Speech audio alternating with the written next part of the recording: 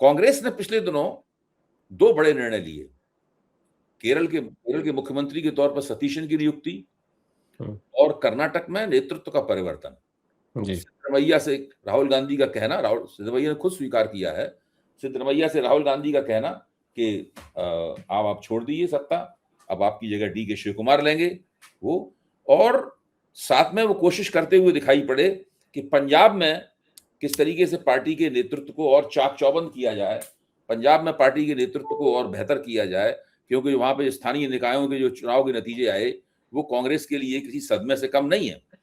तो ये जो कांग्रेस के भीतर घटित हो रहा है, मैं ये नहीं कह रहा कि आप पंजाब के नतीजों के बारे में बोलें, या जो कांग्रेस के भीतर घटित हो रहा है, क्या ये एक नई प्रक्रिया है, एक पैराडाइम शिफ्ट है कांग्रेस में नेतृत्व के मसलों को, झगड़ों को निपटाने का, या कुछ अचानक घटित हो गई घटना है, हम इसमें कुछ ज्यादा पढ़ने की कोशिश कर रहे हैं, या कुछ नई परंपराएं, नई नजीरें कांग्रेस के अंदर बन रही हैं राहुल गांधी के नेतृत्व में? आदेशी।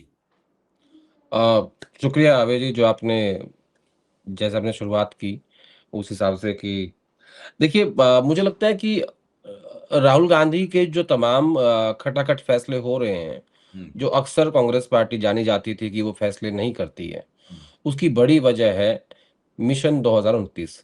राहुल गांधी ने अपना टारगेट सेट कर लिया कि मैं जो फैसले अभी कर रहा हूँ, उसका सारा जो इम्पैक्ट आएगा वो 29 के चुनाव पे आएगा, और मुझे एक-एक करके वो सारे जहाँ-जहाँ कमियाँ हैं, उन सबको ठीक करना है। तो सबसे पहले शुरुआत केरल से हुई। केरल से भी पहले शुरुआत हो गई थी तमिलनाडु से। तमिलनाडु में एक झटके में डीएमके को छोड़ दिया, जो सबसे पुराना एलाय था, ट्रस्टवर्दी था, और तमिलनाडु प्रदेश कांग्रेस कमेटी के तमाम नेता, उसमें अगर मैं सिर्फ छोड़ दूं चिदम्बरम साहब को और वहां के तमिलनाडु कांग्रेस के अध्यक्ष को, बाकी पूरी प्रदेश कांग्रेस कमेटी, तमाम नेता, सांसद, विधायक, पूर्व विधायक, सांसद, सब लोग इस बात के पक्ष में थे कि भाई टीवीके के साथ अलायंस होना चाहिए। ये चुनाव से पहले की बात कर रहा हूँ मैं। और अलायंस होना चाहिए, और 28 सीटें कुल दी थी तमिलनाडु में डीएमके ने कांग्रेस पार्टी को, जो पहले लगभग 44-45 सीट दिया करते थे। राहुल गांधी की मांग थी कि हमें कैबिनेट भी मिले, हमें बोर्ड कॉर्पोरेशन भी मिले, सीटें भी बढ़ें, लेकिन कुछ परिस्थितियाँ ऐसी बनी कि खड़गे साहब के दबाव में वो समझौता करना पड़ा। लेकिन जैसे ही नतीजे आए, उसके तुरंत बाद कांग्रेस पार्टी ने टीवीके के साथ हाथ मिला लिया, और ये जो समझौता हुआ है, ये लोकसभा चुनाव तक है।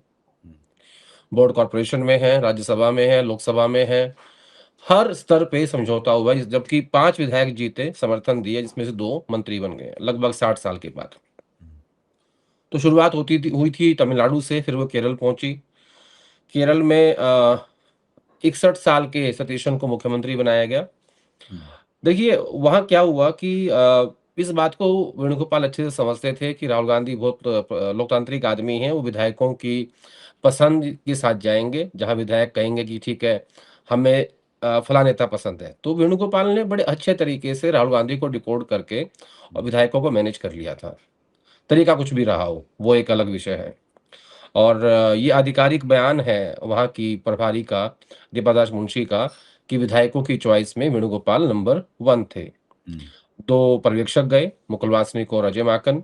उनकी रिपोर्ट भी यही कहती है कि विधायक जो वेणुगोपाल के साथ है, लेकिन एके एंटनी, प्रियंका गांधी, वहाँ का संगठन, उसके आगे वेणुगोपाल जो है वो हार गए, और राहुल गांधी ने वो फैसला किया जो किसी ने उम्मीद नहीं की थी। उन्होंने वेणुगोपाल को छोड़ के सबसे ट्रस्टवर्दी उनके नज़दीकी व्यक्ति हैं, पार्टी का जीएसओ हैं, जो कांग्रेस प्रेसिडेंट और ट्रेज़रर के बाद उस महत्वपूर्ण पद है। तो 61 साल के सतीशन को वहाँ का मुख्यमंत्री बना दिया। अब बात आई कर्नाटका की। कर्नाटका का के परिवर्तन में बहुत सारे फैक्टर्स हैं अभय जी, और वो उसकी शुरुआत होती है, सबसे पहले इसकी शुरुआत हुई थी जब 2.5 साल पूरे हुए थे, लगभग 4-5 महीने पहले की बात है। और तब क्या हुआ था, तब खड़गे साहब ने विधायकों को कहा था कि हाँ, 2.5 साल का वायदा हुआ था, मेरे सामने हुआ था, और सोनिया गांधी के सामने भी हुआ था। दूसरा सबसे बड़ा फैक्टर ये था कि 2 साल बाद जब विधानसभा चुनाव होगा 28 में, तो सिद्धरामैया की आयु 80 वर्ष हो जाएगी। तो 80 वर्ष के व्यक्ति के साथ चुनाव में जाना थोड़ा-सा पार्टी को दिक्कत लग रही थी। और उसमें जो मिशन 29 है, लोकसभा चुनाव है, वो कमज़ोर पड़ता दिखाई दे रहा था। हम्म, तो 2.5 साल का वायदा निभाया, एक हम्म, नई लीडरशिप दी, 64 साल के डीके शिव कुमार को वहाँ का मुख्यमंत्री बनाया और ये हम्म, तय कर दिया कि हमारी सेकंड लाइन ऑफ लीडरशिप ये है। हम्म, दूसरा, बार-बार एक मैसेज जा रहा था कि भाई आला-कमान जो वादा कर देता है या तो करे मत, हम्म, और अगर करता है तो उसको पूरा करना चाहिए। हम्म, आपके आपके शब्दों की वैल्यू होनी चाहिए। जी, ये भी उसमें एक बड़ा फैक्टर हम्म, बार-बार उभर के आ रहा था, क्योंकि पहले कई राज्यों में ऐसा हुआ है कि जहाँ आपने वायदे कर दिए लेकिन वो पूरे नहीं हो पाए। हम्म, तो इस तरीके से अब आप देखेंगे कि आपने पंजाब का ज़िक्र किया, राजस्थान भी उसमें है। दक्षिण भारत और उधर आंध्र प्रदेश में जगन रेड्डी से बातचीत चल रही है समझौते की। अच्छा, अ, पश्चिम बंगाल में आप देखिए, कल जैसे ही अभिषेक बनर्जी पे अटैक हुआ तो राहुल गांधी ने तुरंत फ़ोन किया उन्हें और ये कहा कि जो आपको आवश्यकता है मैं आपके लिए खड़ा हूँ। और इवन 6 या 8 जून को एक दिल्ली में महत्वपूर्ण बैठक होने वाली है इंडिया अलायंस की, हम्म, जो ममता बनर्जी के कहने पे ही बुलाई गई है। अच्छा, और उसमें सबसे मेन बात ये है कि वो वोट चोरी के मुद्दे पे राहुल गांधी से समर्थन माँग रही हैं। हम्म, जिस इंडिया अलायंस का उन्होंने कभी सम्मान नहीं किया, जिस इंडिया अलायंस को उन्होंने लोकसभा चुनाव में एक सीट नहीं दी, जिस इंडिया अलायंस के किसी भी विषय पे उनका समर्थन नहीं किया, हम्म, आज ममता बनर्जी चुनाव हारने के बाद अब उनसे समर्थन माँग रही हैं। किससे? राहुल गांधी से। हम्म, जिस राहुल गांधी को 2024 के लोकसभा चुनाव से पहले विपक्षी पार्टियां मानने के लिए राजी नहीं थी, आज एक-एक करके सब चुनाव हार गई हैं और हम्म, आज सब मजबूरन राहुल गांधी को नेता मानने के लिए मजबूर हैं। हम्म, तो ये कुछ इस तरीके का मैटर है। और पंजाब का आपने ज़िक्र किया, पंजाब की एक परसों बैठक हुई थी। उस बैठक में देखिए, जो वहाँ के प्रदेश अध्यक्ष हैं और जो नेता प्रतिपक्ष हैं, हम्म, वो दोनों ही कांग्रेस पार्टी के जट सिख नेता हैं, प्रताप सिंह बाजवा और राजा वड़िंग। हम्म, और खड़गे साहब का ये मानना है कि दोनों में से एक को बदल देना चाहिए। हम्म, अब क्योंकि प्रताप सिंह बाजवा विधायक हैं और राजा वड़िंग सांसद हैं, हम्म, चरणजीत सिंह चन्नी सांसद हैं, रंधावा सांसद हैं, हम्म, तो ऐसी स्थिति में विधायक तो आपके पास है नहीं जो रिप्लेस कर दे प्रताप सिंह बाजवा को। हम्म, तो आपके पास ऑप्शन बचता है कि आप प्रदेश अध्यक्ष को ही चेंज करें। हम्म, लेकिन राहुल गांधी इस बात के पक्ष में नहीं है। एक बैठक परसों 2 जून को होगी, जिसमें ये फाइनल डिसीजन लेंगे। हम्म, और मैं पहली बार आपके दर्शकों के लिए खुलासा कर देता हूँ कि मुझे ऐसा लगता है, ये मेरी व्यक्तिगत राय है, कि कांग्रेस पार्टी किसी हिंदू चेहरे के साथ चुनाव में जाएगी, हम्म, जो दिल्ली आलाकमान का व्यक्ति होगा, ठीक है? चन्नी साहब को ऑफर देंगे कैंपेन कमेटी चीफ का और प्रताप सिंह बाजवा रहेंगे नेता प्रतिपक्ष। यानी एक जट सिख, एक दलित और एक हिंदू चेहरा। हम्म, एक कॉम्बिनेशन बनाने की कोशिश हो रही है, क्योंकि बीजेपी ने हम्म, एक हिंदू नेता को नहीं बल्कि एक जट सिख को अपना प्रदेश अध्यक्ष बनाया है। ढिल्लों को, जो ढिल्लों साहब को, केवल सिंह ढिल्लों को, जो कि मेरे लिए सरप्राइजिंग था हम्म, कि जिस तरीके से हरियाणा के मुख्यमंत्री नैब सिंह सैनी पगड़ी पहन के पंजाब में लगे हुए हैं 1 डेढ़ साल से, हम्म, और जिस हिसाब से वो ओबीसी को टारगेट कर रहे थे पंजाब के अंदर, और उसके बाद केवल सिंह ढिल्लों का, एक पूर्व कांग्रेस के नेता हैं वो, हम्म, और वो भी लगभग 76 साल के आसपास के हैं। हम्म, उनको बनाना मतलब कोई पॉलिटिकल मैसेज समझ नहीं आता उसमें। हम्म, जी। अभी मैं एक समीक्षा सुन रहा था एक वरिष्ठ पत्रकार की, मैं नाम ले लेता हूं, राजदीप सरदेसाई। जी। तो राजदीप सरदेसाई ये फरमा रहे थे कि राहुल गांधी डी के शिव कुमार को मुख्यमंत्री बनाने के पक्ष में नहीं थे। हुँ। तो अगर सोनिया गांधी ने हस्तक्षेप नहीं किया होता, मोटी मोटी बात बता रहा हूं, बातें तो हुँ, बहुत सी, हुँ, हुँ, मोटी हुँ, बात यह है, अगर सोनिया गांधी ने हस्तक्षेप नहीं किया होता तो शायद ये कर्नाटक में सत्ता का ये परिवर्तन जो हुआ है, नेतृत्व का हुँ, परिवर्तन हुआ है, ये मुमकिन नहीं होता। हालांकि मैं उनकी बात से सहमत नहीं हूं, समझ में नहीं आती, लेकिन ये भी एक विश्लेषण का परिप्रेक्ष्य है कि अभी भी राहुल गांधी कांग्रेस के अंदर जो वो चाहते हैं वो नहीं कर पा रहे हैं। उनके ऊपर उनकी माँ का दबाव होता है या उनकी बहन का दबाव होता है या कुछ और दबाव होते हैं। मेरी समझ तो ये बनती थी कि राहुल गांधी असलियत को देख रहे हैं, राजनीति को देख रहे हैं, जैसा कि अभी आपने कहा भी कि 80 साल के क्या नेतृत्व करेंगे वो, और दूसरे 2000 मिशन जो 2029 है उसको भी ध्यान में रखना है कि आखिरकार वहां भी कोई दूसरे कर्नाटक में कोई पार्टी दोबारा चुनाव नहीं जीतती 80 के दशक के बाद में। 80 के दशक के पहले हालत ये थी कि जो सत्ताधारी पार्टी ही हमेशा चुनाव जीतती थी, दूसरा लगातार। और 80 के बाद आज तक कोई भी पार्टी दोबारा चुनाव नहीं जीती है। तो क्या हम्म। कांग्रेस के दिमाग में ये भी था, राहुल गांधी के दिमाग में, कि भाई एक ऐसा नेता बनाओ जो कि अहिंदा का जो अहिंदा की जो थ्योरी है वोट बैंक की, उसके साथ में वोकिलगांव को जोड़ सके? जी, आदेश जी। नहीं, ये सब तो रहा ही होगा, लेकिन राजदीप जी बहुत वरिष्ठ पत्रकार हैं। अक्सर मैं उनके साथ कई डिबेट्स में होता हूँ ललन टॉप के। हाँ। तो मैं उस पर कमेंट नहीं करना चाहता, लेकिन मैं गांधी परिवार को अलग करके नहीं देखता, हुँ, जितना मेरा एक्सपीरियंस है। हुँ, राजदीप जी मुझसे बहुत वरिष्ठ हैं। हुँ, अ, सोनिया गांधी या प्रियंका गांधी या राहुल गांधी, मुझे लगता है कि इन तीनों ने बैठ के एक कलेक्टिव फैसला किया होगा और उसके बाद किसी नतीजे पे पहुंचे होंगे। और उसमें उसमें बहुत सारे फैक्टर्स होते हैं। कुछ फैक्टर्स तो वो होते हैं जिसकी चर्चा हम आपस में बैठ के कर लेते हैं। हुँ, कुछ फैक्टर्स वो भी होते हैं जिनकी चर्चा हम नहीं कर सकते या नहीं कर पाते। हुँ, लेकिन मैं ऐसा नहीं मानता कि राहुल गांधी की इच्छा के बगैर डीके शिव कुमार वहाँ के चीफ मिनिस्टर बन सकते थे। ये मेरी व्यक्तिगत राय है। हुँ, देखिए, राहुल गांधी आज की डेट में पार्टी के सर्वोसर्वा हैं।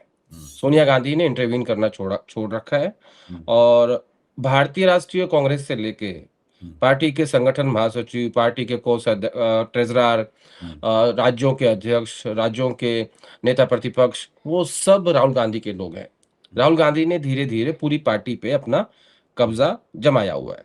हुँ, अब उसमें भी कई बार ये बात उठती है कि भई ये आदमी प्रियंका गांधी का है, ये आदमी राहुल गांधी का है। हुँ, ये बात सही है।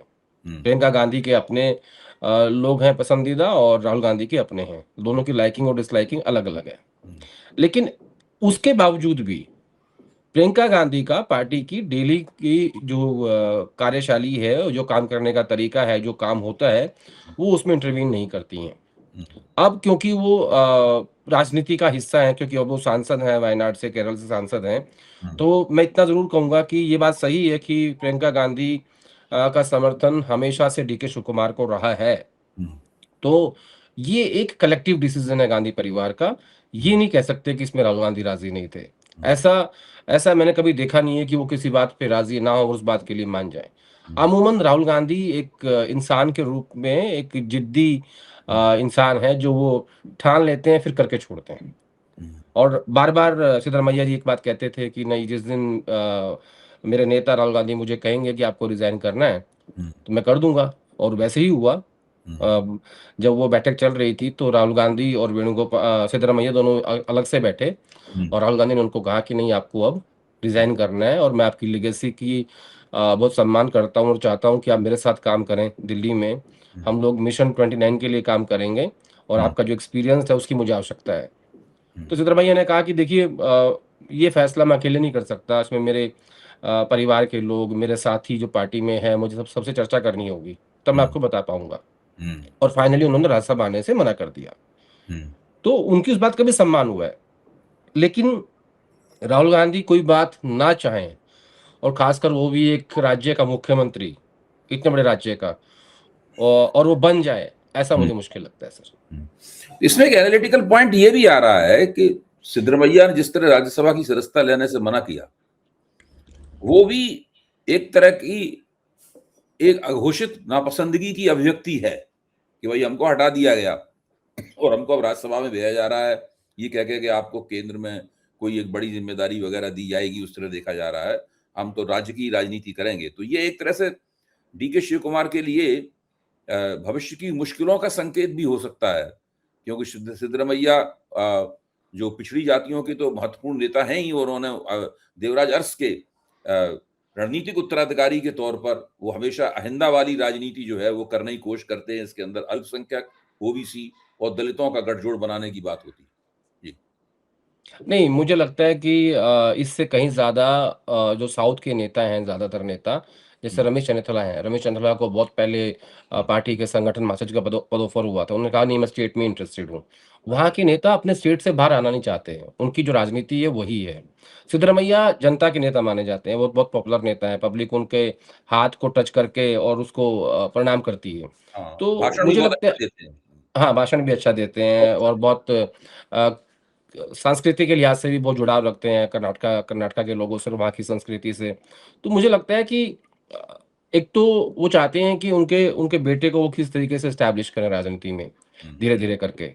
और उनको दिल्ली की राजनीति रास नहीं आएगी, क्योंकि जिस हिसाब की जो उनके नेता हैं, क्षेत्र में जाना है, लोगों से बात करनी है, उनसे मिलना है, तो जब आप जनता के बीच से निकल के आते हो और आपका इतना तजुर्बा है 40 साल का, उससे भी ज़्यादा का बल्कि, तो आपके लिए बड़ा मुश्किल होता है कि आप दिल्ली में आके बैठ जाओ और यहाँ पे आप वर्किंग कमेटी के सदस्य बन जाओ, राज्यसभा बन जाओ और उसके बाद आप एक राज्य के महासचिव प्रभारी बन जाओ, तो वो आपको रास नहीं आएगा और उसमें ऐज भी एक बड़ा फैक्टर होता है। हुँ, जब आप चीफ मिनिस्टर होते हो 78 की आयु में, 78 साल की आयु में, तो आपके आस-पास एक डॉक्टर्स का पैनल होता है जो आपका आपका ख़्याल रखता है, ठीक है? तो आदमी अपने कम्फ़र्ट से ही बाहर आना नहीं चाहता। और रही बात कि भई वो डीके को तकलीफ देंगे, जिस हिसाब से ये ट्रांज़िशन हुआ है, हुँ, जितने प्यार से, हुँ, मैंने कभी ऐसा होते हुए देखा नहीं। हुँ, किसी भी कई सारे नेताओं को इस बात की उम्मीद नहीं थी कि इतनी आसानी से और इतने प्यार से एक राज्य का मुख्यमंत्री कांग्रेस पार्टी में चेंज हो जाएगा। याद कीजिए आप जब गहलोत साहब को चेंज करने की बात थी, हुँ, कैसे वो उड़ के जैसलमेर चले गए थे एक प्राइवेट प्लेन से, उसके बाद विधायक दल की बैठक बुलाई गई थी, वो बैठक नहीं हो पाई, ठीक है? आज उसके बाद फिर खड़गे साहब को राष्ट्रीय अध्यक्ष बनाया गया था। अगर अगर उस टाइम पे अशोक गहलोत राष्ट्रीय अध्यक्ष हो गए होते, तो कांग्रेस पार्टी की कोशिश ये थी कि एक ओबीसी चेहरे के साथ हम आगे बढ़ें। लेकिन उनकी जिद इस बात की थी कि सचिन पायलट ना बन पाए इसलिए हुँ, वहाँ पे विद्रोह हो गया और वो विद्रोह ऐसा हुआ कि आज तक गहलोत साहब की जो गाड़ी है वो पटरी पे नहीं आई है। हुँ, वो अभी भी नीचे ही चल रही है। हुँ, तो परिस्थितियाँ होती हैं मुझे लगता है कि सिद्धरमैया ने एक सुलझे हुए पॉलिटिशियन का जो उनका जो एक्सपीरियंस है उसका परिचय दिया है और अपने उनको ये भी कह दिया गया था कि जो भी आप चाहते हैं, हुँ, उसकी सूची आप हमें दे दो। इसीलिए वो सेकंड टाइम दिल्ली आए हुँ, और कांग्रेस पार्टी ने 5 से 6 घंटे में एक राज्य का मुख्यमंत्री चेंज कर दिया हुँ, और उसमें चूँ तक नहीं हुई। बिल्कुल। देखिए देखिए क्या होता है भैया जी जब आप आपकी 4 राज्यों में सरकार हो और आप थर्ड टर्म लोकसभा चुनाव हार जाएँ, हुँ, तो लीडरशिप की इकबाल में कमी आती है। लेकिन इस बार राहुल गांधी जो हैं, कहीं न कहीं आला-कमान को फिर से एस्टैब्लिश करने में भी लगे हुए हैं। हुँ, जैसे केरल में किया, जैसे कर्नाटका में किया, जैसे तमिलनाडु में किया, जैसे आंध्रा में होने वाला है, जैसे पंजाब में होने वाला है, राजस्थान में संभावना बनी हुई है। तो ये बहुत सारे उदाहरण हैं कि मुझे लगता है कि वो वापस जो एक आला-कमान की पावर होती थी, उसको रिस्टोर करना भी चाहते हैं। जी।